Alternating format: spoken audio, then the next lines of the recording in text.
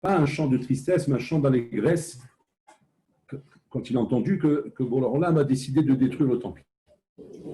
Ça, c'est la question qu'on amène tous les ans. David Ameler, alors qu'il est en train de parler de la destruction du temple, comment il écrit sur ça un chant d'allégresse? Mizmor, ça veut dire chant d'allégresse. A priori, tu aurais dû dire Kina, c'est-à-dire Sa'ar, lamentation, tristesse, douleur. Pas un chant d'allégresse. Est-ce qu'on peut écrire un chant d'allégresse lorsqu'on a vu Hachem va détruire le temple? Qu'est-ce qu'il y a de Mesamer ici? Qu'est-ce qu'il y a de réjouissant ici d'entendre Hachem? Alors il donne un machal. Il dit Machal et Madavardomé.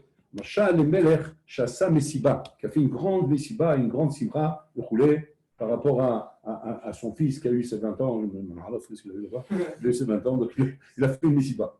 Maintenant, dans la Messiba, son fils, il a fait une gaffe, mais quelque chose de grave. Et le père, le sang, il est monté à la tête. Quand il a fait ça, le bonhomme qui était à côté, le Chacham, il était là-bas, il a dit waouh, il va l'éclater. Il va l'éclater. Et le père, au lieu de l'éclater à son fils, de lui ouvrir le crâne avec les chandeliers, qu'est-ce qu'il a fait, Raboutaï? Il a cassé la table, il a cassé la sein, il a brûlé les trucs, il a déchiré, il a jeté les bouteilles de vin par terre, il a tout ravagé. Et là-bas, il y avait le conseiller du roi qui faisait un sourire. Il était posé sur le côté, en train de faire un sourire. Tout le monde était angoissé, tout le monde était en train de trembler. Jusqu'à la colère du roi, elle s'enlève, elle ils sont venus le vent, ils ont dit, dis-moi, tu souris devant le roi dans l'état où il est, dans le Mélan, et dans cet état-là, il peut nous faire des xéros. Tu rigoles, quoi, il n'y a rien de réjouissant. Il dit, oui, je souris, pourquoi? Parce que imagine-toi que cette colère-là, c'est sur son fils qu'il aurait dû la passer. Et quand j'ai vu qu'il a passé sur la soirée, les tables, les vins, etc., automatiquement, je me suis calmé. Alors, ce machal, il est bien, mais chasser machal.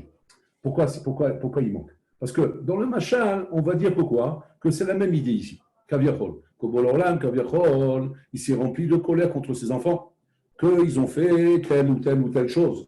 Sinatrinam, deuxième Beth Amikdash.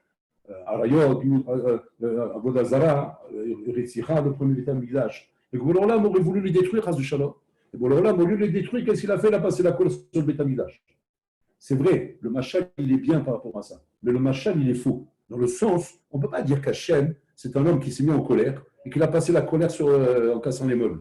Alors là, ce n'est pas un coléreux qui passe sa colère sur quelque chose.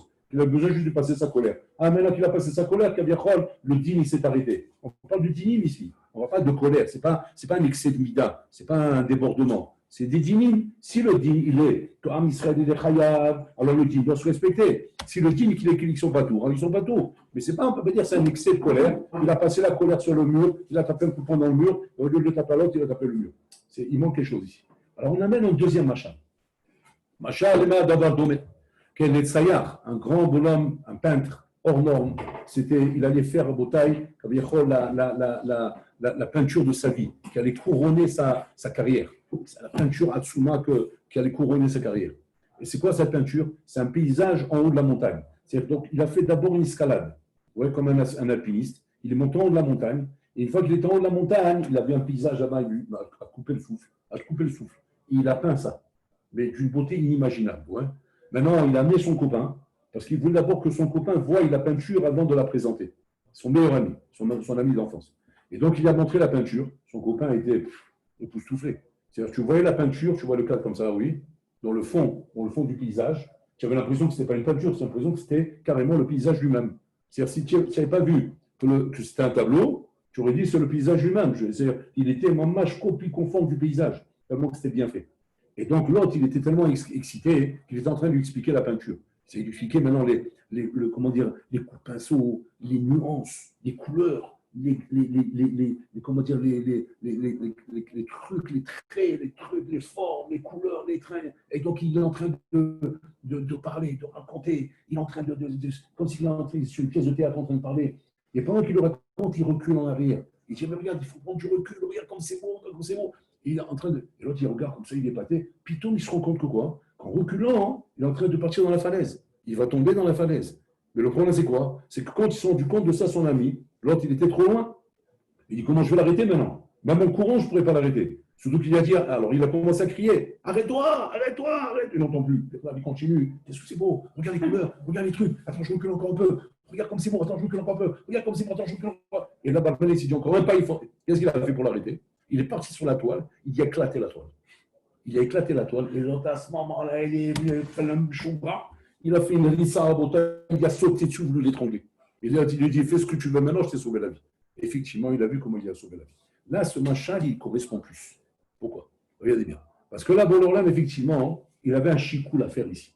Et ce chikoul à bota, il est très solide dans la vie de l'homme. Bololam, ici, dit comme ça. Am Israël sont arrivés à un stade où Barmenan, c'était ou le Beit HaMikdash ou eux. C'était ou ça ou ça. Bololam a prévenu. Bololam prévient l'homme. Hachem prévient l'homme quand l'homme est en danger. Tout homme est prévenu d'un danger. Personne ne peut dire on ne m'a pas prévenu. On m'a pris en surprise, je ne suis pas d'accord, ce n'est pas du jeu. Tout homme est prévenu. On prévient l'homme lorsqu'un danger le guette. Okay? Hachem a envoyé le Navi. Le Navi n'arrêtait pas de crier. Il n'arrêtait pas de leur dire faites attention, faites attention, faites attention. Vous êtes en train d'aller trop loin. Comme le bonhomme en train de crier avec la peinture. Alors là, il a vu que Am Israël ne pouvait pas être sauvé parce que les mises en garde ne servaient à rien. Qu'est-ce qu'il a fait pendant là pour les arrêter, malgré eux, parce que les arrêter volontairement, c'est impossible. Il fallait les arrêter malgré eux. Qu'est-ce qu'il a fait Hachem? Il a détruit le temps. En détruisant le temps, tu arrêtes le bonhomme. Le bonhomme, il s'arrête. Il s'arrête pourquoi? Parce qu'il se trouve que le temple était justement le moteur de la chute. C'est que Borolam arrête un homme, sauve un homme de sa chute en lui brisant le moteur de sa chute. On va expliquer qu'est-ce que ça veut dire. C'est quoi le moteur de la chute d'un homme? Comment Hachem il brise le moteur et comment, en brisant ce moteur, automatiquement, tu me calmes dans ma chute? Comment tu freines une chute de quelqu'un lorsque tu enlèves le moteur de sa chute? C'est-à-dire, le moteur de la chute de quelqu'un, Kaviachol, est la cause de sa chute, la cause de Saïton. Et Borolam repère la chose qui est la raison pour laquelle le bonhomme est en train de tomber. Et cette chose-là peut être aussi grande qu'elle puisse être, c'est ça qui fait peur. Parce que tu vas dire, quand il s'agit de Exil, Avanim, ouais, Alma, alors tu dis, ok, maximum, qu'est-ce qu'on a perdu? Avec quoi on l'a sauvé? On l'a sauvé avec la pierre et la caillasse. Un papa qui attrape son fils Rabotaille en train de monter sur son ordinateur et regarder des sites qui ne sont pas cachers. Si le papa il prend l'ordinateur et le casse, on s'en est bien sorti. Bon, on a fait une bonne affaire. On a fait une bonne affaire d'avoir cassé l'ordinateur. Et si ça va le calmer, c'est une flamme. Seulement quoi? Seulement casser l'ordinateur, c'est pas ce qui va le calmer, Rabotaille. Ça ne calmera pas le bonhomme. Ça va lui faire un électrochoc sur le moment, mais ça ne va pas calmer le bonhomme. Tu verras dans le Chot, lorsqu'on a cassé l'état de la loi, là, c'était vraiment quelque chose qui a réveillé le peuple. Ça a réveillé le peuple. C'est quoi la différence en fait? C'est quoi la différence quand je casse l'étape de la loi, ou je casse un ordinateur, ou je casse ta guitare, parce qu'à cause de ça, tu fais du tout Torah, ou je casse tes disques de musique goy, parce qu'à cause de ça, tu n'arrêtes pas d'écouter de la musique goy. J'ai cassé ton narguilé, parce que tu n'arrêtes pas de prendre des pipes en train de fumer là-bas du cannabis et des chouillottes avec. C'est des trucs comme ça où j'essaie de dire, mais ce n'est pas à tous les coups que la jvira taluchot, mais ta kenet et ta adam, pour que ce soit quelque chose qui va réparer l'homme et qui va lui faire prendre conscience de son problème et qui va arrêter sa chute réellement, pas BRR, réellement, il faut que ce soit Jvirat Aluchot. Jvirat Aluchot casse la chute. Maintenant, la condition pour que cette chute soit une chute freinée et arrêtée grâce à Jvirat Aluchot, c'est à la condition que les Luchot sont la cause de la chute. Ça, c'est ce qu'on voit ici. C'est-à-dire, si ce n'est pas la cause de la chute, cette chose-là ne va pas très bien. La seule chose qui réveille un homme lorsque une cassure se fait, c'est quand la chose que je casse est la chose qui est la cause de ta chute. Si je casse autre chose, alors c'est comme le premier exemple, qui n'est pas bon. Parce que là-bas, j'ai cassé quelque chose qui n'est pas la cause de la chute. Il m'a énervé l'abruti là-bas de mon fils. Ouais. Qu'est-ce que j'ai fait? J'ai cassé toute la salle. La salle n'est pas la cause de la chute. Donc, même en cassant la salle, tu donnes juste l'impression de l'homme coléreux qui passe sa colère sur des trucs. Alors là, dans un cas comme ça, le machal, il n'est pas concluant. Il n'est pas mochiach de dire qu'Hachem l'aurait fait ça là-bas. Ce n'est pas une colère qui passe. C'est un digne. Il y a un digne, il faut arrêter de digne. Pour arrêter de digne, il faut que j'arrête la chose avec la cause de ta chute. Et là, à ce moment-là, le digne s'arrête. Comment ça marche? Regardez comment ça marche. On va faire un petit plan rapide pour qu'on comprenne bien les choses.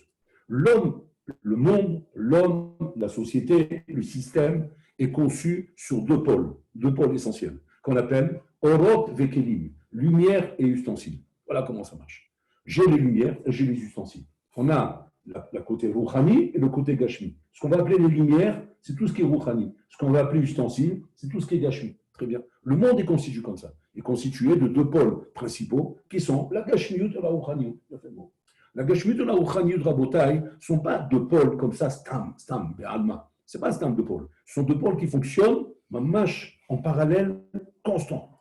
C'est un parallèle constant. Il y a constamment, Rabotai, une synchronisation entre les deux, entre le Rouhani et la Gashmiut, que nous, on ne voit pas forcément, qu'on a intérêt à voir. C'est le but de l'homme, de son travail, de bien comprendre la synchro qu'il y a entre le Gashmi et le Rouhani. Parce qu'ici, il ne comprend pas Rabotai, c'est un homme qui est en train de construire, en train de rouler en Porsche Ferrari, et qui n'a pas compris que quand on passe les vitesses, on augmente la rapidité. Ouais, c'est le même contraste. Vous avez compris? Si je te mets dans une Porsche Ferrari, tu peux atteindre des 300 km/h, mais le bonhomme n'a pas compris qu'en augmentant la vitesse, tu vas rouler plus vite. C'est grave. S'il n'a pas compris ça, il va pas rouler. Il faut vite le descendre de la voiture. Pourquoi? Parce que même s'il a des bons freins, il faut qu'il sache qu'en passant les vitesses, tu augmentes les vitesses, tu vas rouler de plus en plus vite. Et là, à ce moment-là, il y aura un problème. Il faut qu'il sache ça, c'est très important.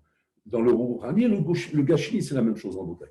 Il y a quelque chose qui peut provoquer dans la synchro Gashmi et Rouhani Rabotai ce qu'on appelle un excès de vitesse. D'accord? Qu'est-ce qui met en danger et qui amène à l'excès de vitesse? Alors là, on a tendance à croire que ce qui amène et qui met en danger Rabotai et qui amène à l'excès de vitesse, on a tendance à croire que c'est le Gashmi qui peut faire ça. C'est faux, Rabotai. C'est le Rouhani qui fait ça. Le Rouhani amène à l'excès de vitesse et le Rouhani Rabotai peut entraîner un accident. Okay? Le Rouhani peut entraîner un accident. Comment ça marche? Regardez comment ça marche. Mais c'est forcément en synchro, hein, parce que c'est ça le nœud qui se passe. Le nœud qui se passe, c'est comme ça. C'est quand le bonhomme Menachinami, il utilise maintenant quelque chose de Rouhani. Et ce Rouhani Rabotai, qui est censé être, Kaviachol, la vitesse, parce que Rouhani, c'est ce qui donne la vitesse. Le Gashmi, Kaviachol, c'est le véhicule.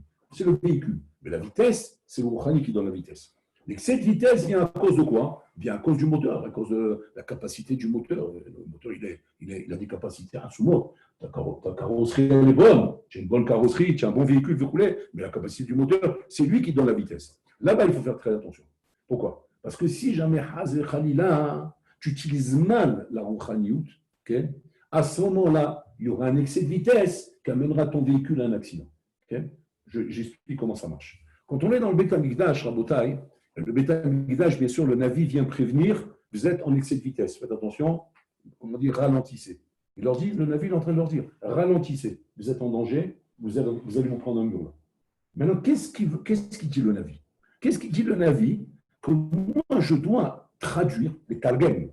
Je dois traduire les mots qu'il est en train de me dire, justement, dans la notion que je viens de vous donner. Comment je traduis ça pour comprendre cette notion que je viens de vous donner? Qu'est-ce qu'il est en train de dire le Navi?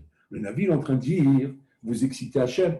Hachem n'est pas content de votre avoda, il n'est pas content de vos sacrifices, il n'est pas content de ce que vous faites dans le Beit HaMikdash. Tout ce que vous faites là-bas ne lui plaît pas. Comment il doit voir les bénis Israël qu'à travers ça, ils sont en train de faire un excès de vitesse et que le système va exploser. Le système ne peut pas continuer. C'est-à-dire le système Gashmi Kaviachol ne peut pas continuer à avancer. Là où au niveau Rouhani, tu ne respectes pas les règles de rapidité, les règles de vitesse.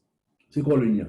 Alors on ramène là-bas que les bénis Israël Rabotai, inconsciemment, on ne peut pas dire consciemment, inconsciemment, sont rentrés Rabotai dans un malaise grave, qui concerne le Beit HaMikdash, qui se sont rendus compte que le Beit HaMikdash représente quelque part la possibilité de se dédouaner de nos avérotes.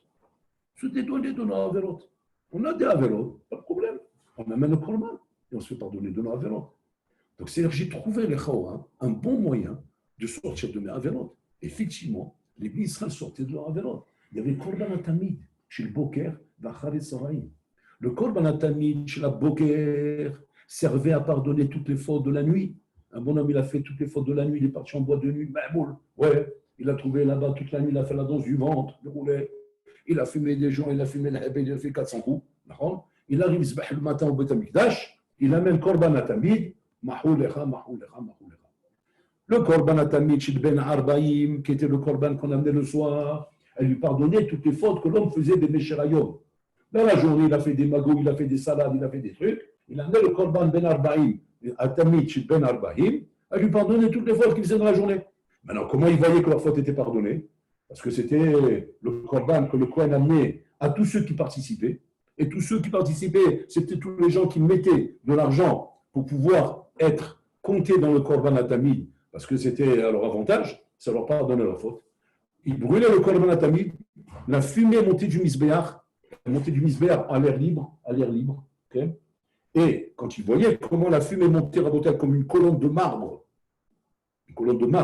qui ne bouge pas d'un micromillimètre, même s'il y a une tempête de vent rabotaille, même s'il y a le tsunami qui est en train de souffler, un cyclone de 300 km/h en train de souffler, et tu vois le truc comme une colonne de marbre qui monte comme ça. C'est de la fumée, hein, c'est que de la fumée. Ils ne bronchent pas. Alors que nous, on est là-bas en train de s'attraper au poteau pour regarder le truc là-bas, tellement qu'on va s'envoler. Ouais, on ne tient même plus sur place. Tout est en train de trembler là-bas, à Rabotaï, sauf la colonne de fumée. La fumée, c'est du hacham. Il y a quelque chose à Rabotaï qui est plus fragile que le hacham pour le faire bouger avec du vent. Tu rigoles, quoi. Ça même un petit vent, rien du tout, tu vas bouger tout de suite. Et il bougeait, il montait comme une colonne. Pour montrer quoi? Yesharim, Darka Hashem, Adrachim, Shalachem, Yesharim, vous êtes pardonnés, Mahou Lachem, Mahou Lachem, Mahou Lachem.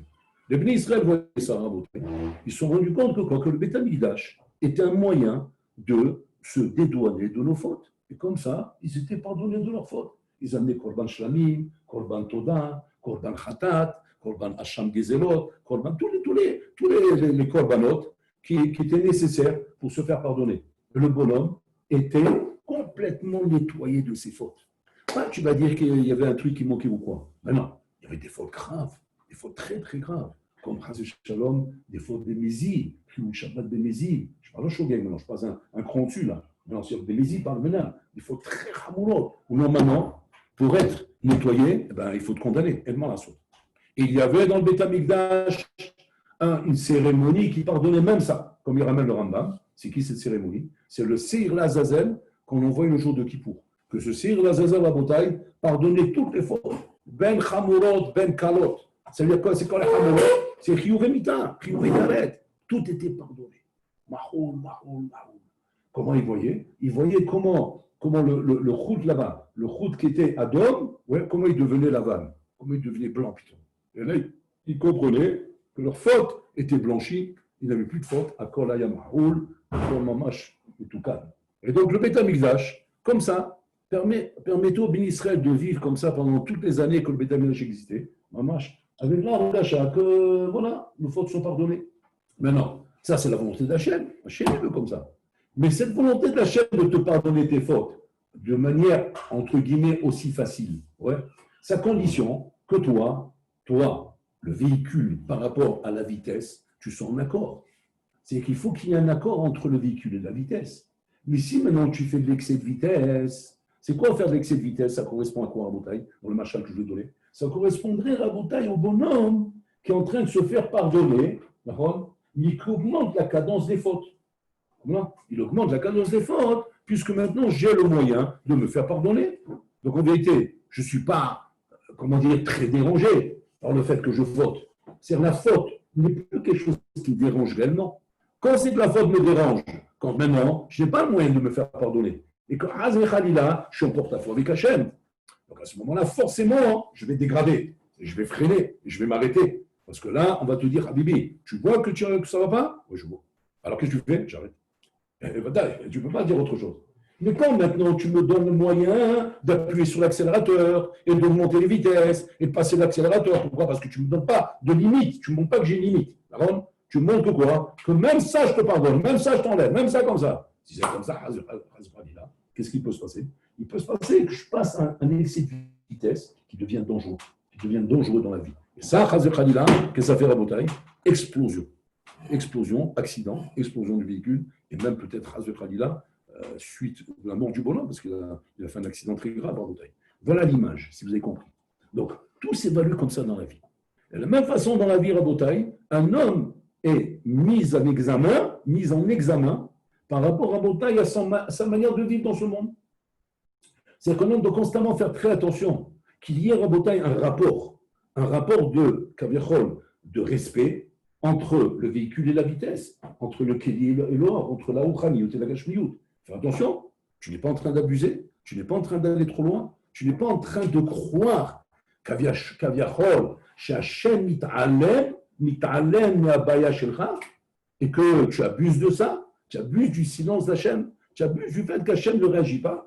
Et c'est ça qui te donne l'impression, effectivement, que tu peux te permettre de continuer et peu à peu, sans t'en rendre compte, tu augmentes la vitesse. Tu augmentes la vitesse, ouais. Parce que quand le bonhomme, au moins, il comprend de lui-même, et de lui-même, il rétrograde, pas parce qu'un policier l'a fait signe à cause de la vitesse, pas parce qu'il avait une caméra de loin, pas parce qu'on l'a prévu dans le Waze, il y a des caméras qui vous filment, ouais, mais que de lui-même. C'est un homme qui est respectueux, il respecte les sécurités, il respecte les vitesses, il sait que là c'est marqué qu'il faut rouler à 60, je roule à 60, là c'est 80, mais tiens des bonhommes, qu'il n'y a pas d'afkamina du panneau, lui. Lui, il veut rouler à 200, lui. D'accord? Simplement, hein, quand le Waze, il lui dit, Tizaru, Yeshpo, Maslemot, ouais, il masflash, clac, qui prend un flash, et qui tape 1000 shekels, ou bien il t'enlève des points, ou bien il t'enlève le permis, alors là, le bonhomme, il rétrograde. Ouais. Mais ça, Rabotaï, ce n'est pas une réglementation, ce n'est pas un izoun. Ce izoun, il n'est pas bon. En vérité, tu abuses. Tu abuses et tu joues avec le système. Maintenant, jouer avec le système, donc ça veut dire que le système lui-même, Kaviachol, est en train d'entraîner chez moi une dégradation. Pas une réparation, une dégradation. Vous avez compris comment j'explique, hein? Quand le système qui est censé être le système qui me construit dans la vie, qui m'amène à l'aboutissement, qui m'amène à la matara, devient chez moi la raison de ma dégradation, qu'est-ce qu'il fait pour là? Il casse le système. Hachem, il casse le système. Il explose le système. Pourquoi? Parce que cette chose-là, elle va t'aider. Donc, on a bien compris maintenant le Yesod. Et c'est pour ça que David Améler, il a écrit Mizmor Nassaf, chant d'allégresse, Nora Vayom. C'est-à-dire que autant on doit s'affliger quand on arrive à Tchabéam, on sait que c'est le Korban Beit HaMikdash, on s'assoit par terre, on est en deuil, on pleure, etc. On est mounoutak, on se déconnecte complètement de tout loisir, de toute réjouissance. Mais autant de notre côté, à quel moment, Rabotaï, on arrête la Havelout? On arrête la Havelout, Bidjouk Ahatzotayom. Et là, à ce moment-là, on se lève. Ceux qui ne mettent pas les films le matin, ils le mettent maintenant. Ils s'assoient sur une chaise. On commence à être méquille sur la Havelout. À quel moment tu es méquille sur la Havelout? Au moment que le feu a commencé à prendre dans le Beit HaMikdash. Là où le feu a commencé à prendre dans le Beit HaMikdash, où le Beit HaMikdash est en train de brûler, tant qu'on n'était pas là encore, on espérait un espoir que ça va s'arranger et qu'on va reprendre le dessus, et qu'on va reprendre le dessus sur les ennemis et qu'on va pouvoir être chaudé sur eux. Là, maintenant, on a compris, c'est fini. Le Holban del Midash a commencé. Ben, il a commencé depuis longtemps, mais là, il est genre, ça y est, si le feu il a pris sur le Beit HaMikdash, Nigma Asipo. Maintenant, quand le feu il a pris, qu'est-ce qu'on fait? On se lève de la ville. Sur ça, il dit David Amelech, Nismor là, ça. C'est quoi? Si maintenant, Elachinami, Bola il a cassé le Kéli, qui était la raison de ta chute, à ce moment-là, on peut espérer que là, Am Israël vont se réveiller. Chose qui n'a pas été faite par le Navi pendant des années. Le Navi n'a pas pu te réveiller. Eh bien, ça va te réveiller. Le Rabbi Ayom, quand un bonhomme, on lui prend la chose dont il se sert pour Av Shalom, ouais, se dégrader, mais par abus, comment Hachem, quand il veut sauver le bonhomme, il lui prend cette chose-là, qui est la chose la plus rachouba pour lui, et de cette manière-là, il réveille le bonhomme. On va expliquer jusqu'où ça peut aller tout ça. Parce que là, je vous ai fait un croquis théorique sur le Rambam Beit HaMikdash, qui n'est pas quelque chose qui vous touche en direct. Donc, vous compreniez un petit peu l'esquisse. Mais voyez là où on va avec tout ça. On va avec tout ça dans la vie de tous les jours. Oh, qu'est-ce que tu vas me prendre? Tu vas me prendre quoi? Mon ordinateur? Tu vas me prendre ma chaise? Tu vas prendre mon pantalon? Tu vas prendre mes chaussures? Qu'est-ce que tu peux me prendre? Ça, il faut bien comprendre. Il faut faire très attention. On arrive à Botaï, un Khorban Domé Lézé, qui est plus proche de nous. Le plus proche de nous, c'est le Khorban de la Shoah. Ouais. Le Khorban de la Shoah, c'est celui qui est le plus proche de nous. Parce que celui-là, il est loin, celui-là. Celui-là, il remonte à 2000 ans. Celui-là, il est plus proche de nous. Celui-là, il a 70 ans. Ouais. C'est le Khorban de la Shoah. Le Khorban de la Shoah, à Botaï, c'est tout le temps la même chose. Tout Khorban fonctionne avec le même procédé. C'est le même procédé, à Botaï. C'est une anaga dans leur lame, mais il faut bien le savoir. Dans le clan comme dans le plat. Et cette anaga, il faut la comprendre parfaitement. Parce que quand tu la comprends, tu la vois venir. Et quand tu la vois venir, je te préviens, calme-toi tout de suite. Calme-toi tout de suite, parce que sinon tu vas te prendre platane et ça fait très mal. Là-bas, pareil, le même problème. Là-bas aussi, les Gdolim prévenaient. Les Gdolim, ils prévenaient, ils parlaient. Faites attention, ça va pas. En Europe, ça va pas. En Allemagne, plus précisément. Jusqu'au moment que où Hitler, Marchemo, qui était mis en prison pour des raisons XYZ, a sorti un livre qui s'appelle Mein Kampf. Et dans ce livre, il a écrit à Botaï un texte. Si je vous lis le texte, vous allez dire c'est Hafez Chaim qui a écrit ça. C'est pas Hitler. Hitler ne peut pas écrire, c'est pareil. Regardez, je vais vous dire les points qu'il a écrits. Il a écrit comme ça. Il a écrit des points, donc il a écrit toute la philosophie de son livre, sur genre ce qu'il développait, et il était dans une période propice, parce que le monde était en train de s'écrouler au niveau du marché, etc. Donc en fait, il venait sauver l'Allemagne en bataille de lui relever la tête, parce que l'Allemagne était très, très rabaissée à cette époque-là, très rabaissée. Et donc il vient pour le relever la tête. Et là-bas, il écrit comme ça. Il écrit à propos des Juifs. On se demande qu'est-ce qu'il a avec les Juifs dans cette politique vis-à-vis de l'Allemagne. Harry est dans un programme politique avec l'Allemagne, où il veut être maintenant celui qui va diriger l'Allemagne. Qu'est-ce que ça va ce truc avec les Juifs? Regardez comment ça se soumet. Là-bas, il écrit comme ça. Asur le goer bebed mishutaf in goim. J'interdis dans mon programme politique à tout juif d'habiter dans une maison avec des goïms. C'est-à-dire un bâtiment où là-bas, il y a des goïms qui habitent là-bas. Un juif n'est pas admis là-bas. Donc la régie de l'immeuble doit se renseigner d'abord. Est-ce que vous êtes juif par hasard? Je dis, mais c'est du racisme. Alors, je ne suis pas d'accord. Je ne comprends pas. On n'est plus à cette époque-là. Je dis, non, à l'époque, d'accord. Comment tu t'appelles? Tu t'appelles quoi? Célèbre? Tu t'appelles ça? Allez, dehors. Il le mettait dehors. La régie ne le laissait pas. Il ne pouvait pas rentrer dans cette maison. Il faisait des recherches, il devait amener des papiers, quand il était go, etc. Sinon, il était jeté. Deuxième mot. Assour l'ilmod de l'université imagoïm, chez la goïm. Interdit pour un juif de faire des études universitaires. Faculté universitaire, vous voulez, avec les goïm, assour. Il interdit ça. Autre loi. Assour l'itraten in goya. Il est interdit pour un juif de se marier avec une goya. Il doit se marier entre juifs. Je vais te marier, trouve-toi une juive. Assour aux juifs de fréquenter les théâtres, les cinémas et les cafés. Okay? Ils doivent fréquenter leur synagogue, leur Beth Midrash et leur Talmud Torah. C'est là-bas qu'un juif doit être. Il n'a rien à faire dans ces trucs-là. Assour l'itaseb beshumakom.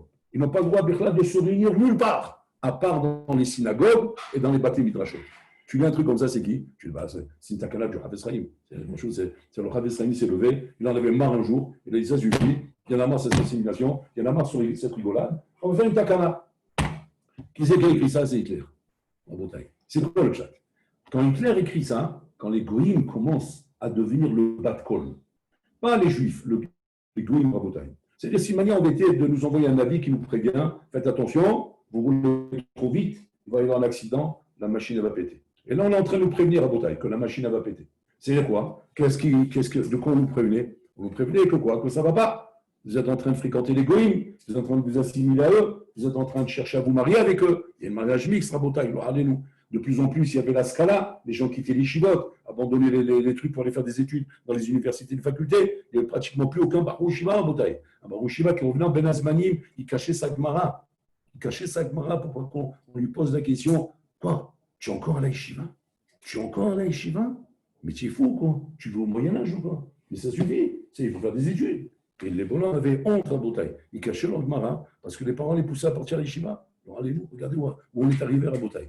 Et là, on était en mise en garde. Il y avait une mise en garde permanente à Bretagne. Que quoi? Ça va pas, ça va pas, ça va pas, ça va pas. Bon, on a poussé jusqu'au bout. Pourquoi? Parce que quand on est certain qu'une chose n'arrivera pas, alors on dit ça n'arrivera pas. Ça ne peut pas arriver. C'est impossible une chose pareille. On ne peut pas imaginer à Bretagne avec une position solide, comme ils avaient les Juifs en Europe, où ils étaient dans les meilleurs postes.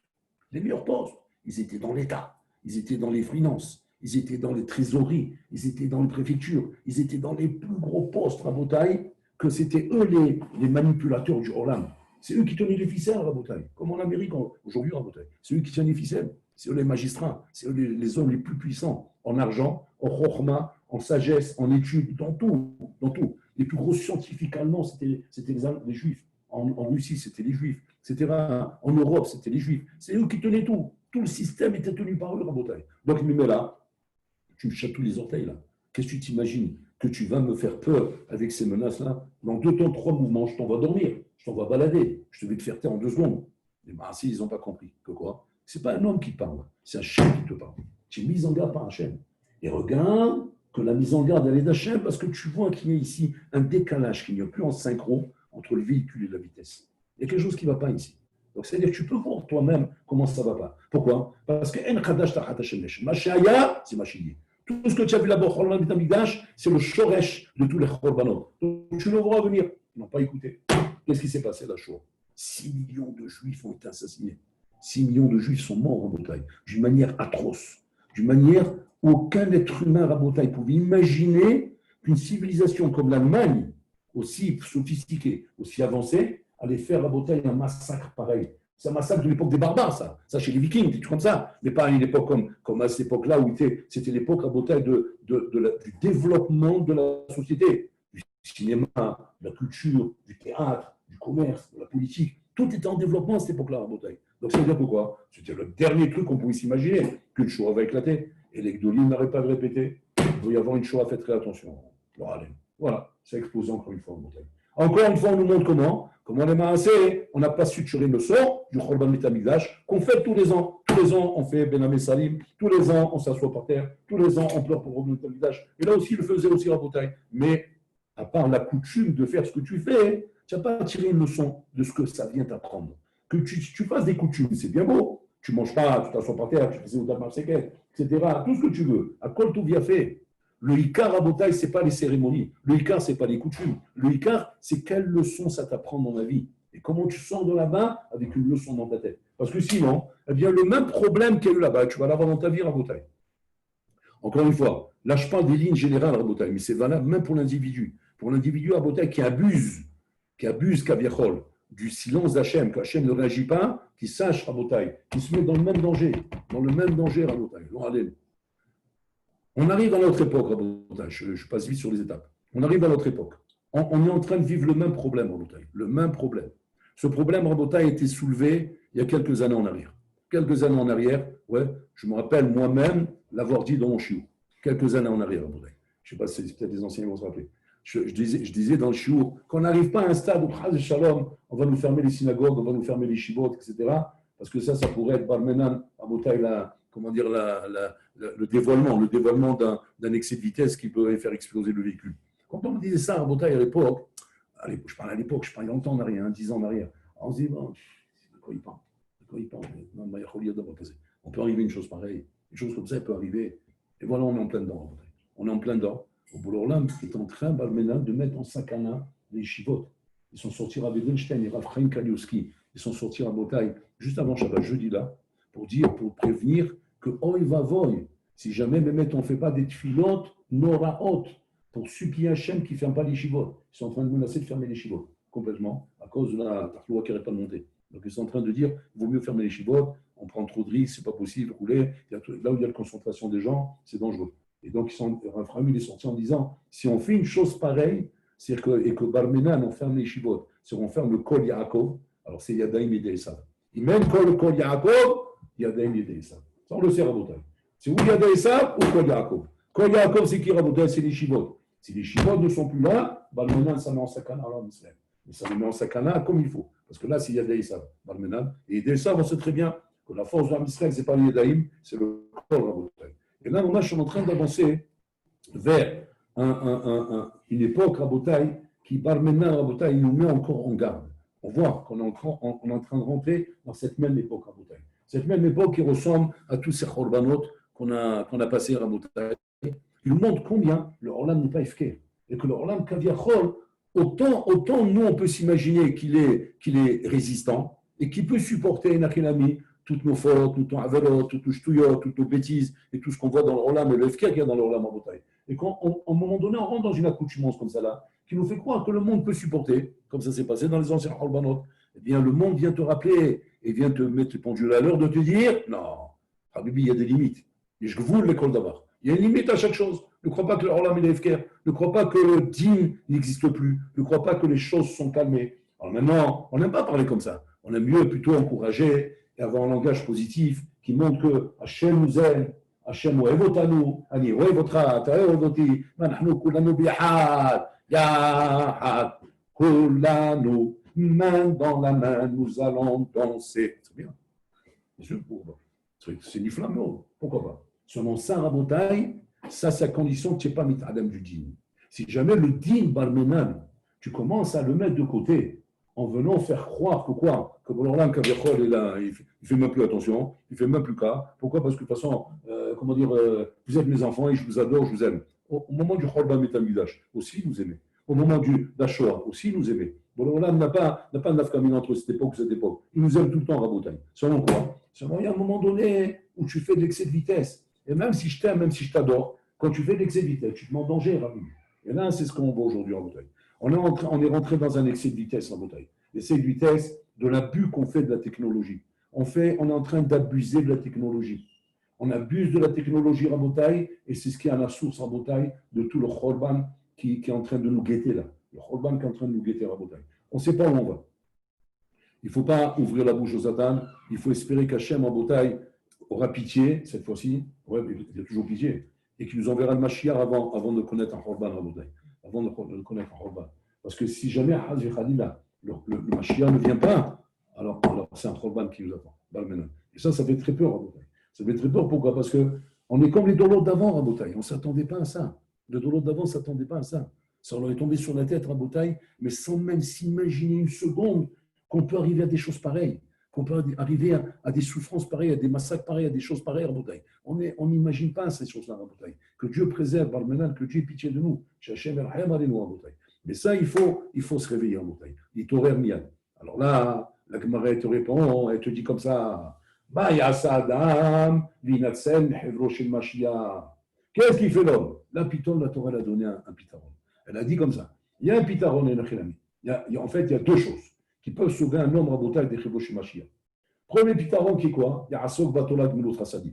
Mais non, la Gemara ramène qu'Hachem, avant de faire le Chorban, il a ordonné au Malach d'aller mettre Ot Tav sur le médecin de chaque juif. À la Tzadikim, Ot Tav, chez Dieu, va la Reshaim, Ot Tav chez Dam. Pourquoi? Pour les différencier, que celui tombera et celui-là il ne tombera pas. Celui-là il sera épargné, parce qu'un sac batola goulotra sadim, et celui-là il sera sauvé. Pourquoi? Parce qu'il a été au sec. Celui qui n'a pas été au sec, il mourra, il périra. La Midatadine, on a vu ça, elle s'est réveillée, elle a commencé à dire Maïdel ben Elou le Elou, quelle différence tu fais entre cela et cela? Pourquoi cela tu leur mets un taf chez Dieu et ça taf chez Dame? Quand je vous réponds, ils ne sont pas pareils. Elle est aussi Mretsoni, ceux-là ils font ma volonté, ceux-là ils ne font pas ma volonté. Alors là, il dit, est-ce qu'il y a une différence entre ceux-là qui font ta volonté et ceux-là qui ne font pas ta volonté? Même ceux qui ne font pas ta volonté, si ceux qui font ta volonté seraient partis réprimandés, aussi ils auraient fait ta volonté. Donc ils n'ont pas réprimandé, ils sont mis face à ton avon. Qu'est-ce qu'il répond encore beaucoup? Il répond, Galou il fanaï. C'est clair devant moi que s'ils avaient réprimandé, ils n'auraient pas écouté. C'est clair devant moi. La Midatadine répond, ici c'est clair devant toi, est-ce que c'est clair devant eux? Devant toi, c'est clair, mais devant eux, ce n'est pas clair. Et à cause de ça, il a mis le Tav chez Dam a été écrit sous tout le monde. Et tout le monde a péri là-bas. Les tzadikim avec les Réchaïm. Donc on est dans le même dos, où Barmenan a à nouveau Rabotai, on est Barmenan à la cavénette. Et que là, on te dit à nouveau, Asod Batola Gmut Rasadim. Seulement la nafkamina qu'il faut ajouter maintenant, c'est quoi? C'est qu'il faut être mochia. Il faut réprimander. Réprimander, c'est-à-dire que quand tu te trouves dans une situation où tu vois devant toi quelque chose, avec lequel tu n'es pas en accord, pas parce que tes midot à la haute ne sont pas en accord, parce que cette chose-là va contre la Torah. Cette chose-là, elle est interdite, c'est contre la Torah. Et là, tu dois réprimander.